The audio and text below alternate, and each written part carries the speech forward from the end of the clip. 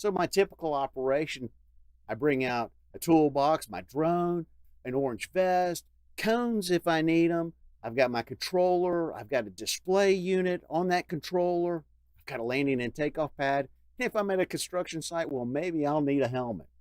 The first thing I'll do always is put on my orange safety vest. Why? Because an orange safety vest prevents people from coming up to me and asking me questions as to what I'm doing.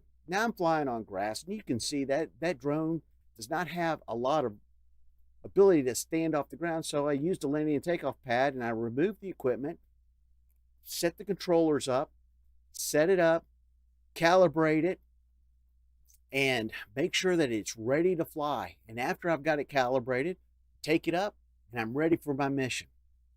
Hover it a little bit, and then I send it off to explore the world. I absolutely love what I do, and I hope I can share my enthusiasm with you today.